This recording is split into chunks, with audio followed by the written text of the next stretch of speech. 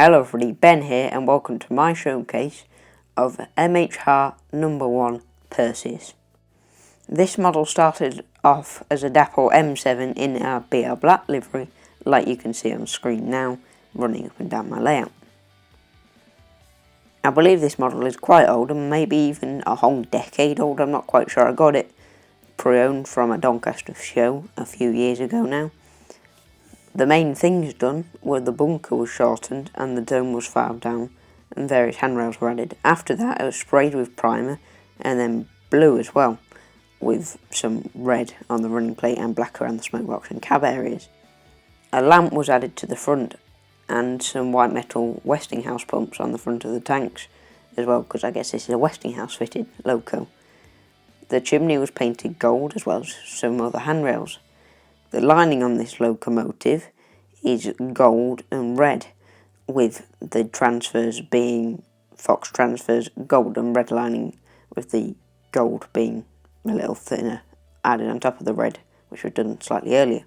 The Perseus MHR and Number 1 lettering and numbers were done in Photoshop and then printed out and then cut out by me, which probably could have been done a little bit better, but as you can see there's also some cab crew in there in the cab as well, and you can see some of the cab details were painted, which is quite hard because you can't actually get the cab sort of detail out.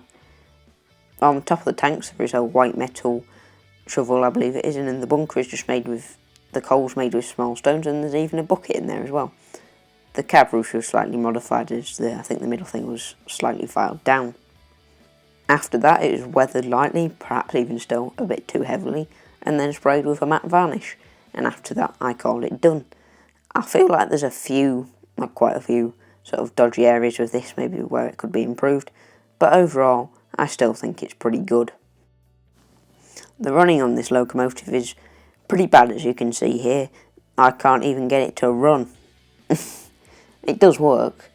It usually works a lot better if the bogey's taken off, but it still does work with the bogey on, just not very well. I believe this is because the bogey takes off a lot of weight off the driving wheels, and this model doesn't weigh a lot to begin with, considering it's 28 grams.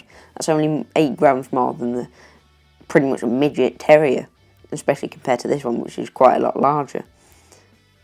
I've found that the motor can do quite a good crawl, considering the gearing's very fast on this loco, if you add a bit of weight at the front and have no body or bogey on. As you can see, this is what it sort of looks like, with the driver looking a bit odd there. Still, if you add more weight it seems to run better. Another way I found that it can be run quite well is without one wheel on the bogey, so that technically makes it an 042 rather than an 044 tank engine, but it still doesn't seem to run that good. I think maybe running it in again would perhaps help it, but we'll have to see. But it certainly works better more like this, and it also can pull more sort of coaches and wagons like this. Because I've lost the body screws, it sits quite high here, as you can tell, between the two different the loco and the coach. Now onto the history of this loco. Number 1 is an 044 tank engine built by Sharp Stewart in 1898 and named after the 1897 built HMS Perseus. It was bought directly from Sharp Stewart, but was later fitted with a more enclosed cab, as when it first arrived at the railway it had a much more open cab. It is used on the main passenger trains on the railway, but also is used as a replacement on Number 2's workmen's trains if it is under overhaul or fails on these duties. This locomotive is in a aligned blue livery with red and gold lining, as it is a passenger loco. It was scrapped in 1967 when the passenger services were ended on the railway.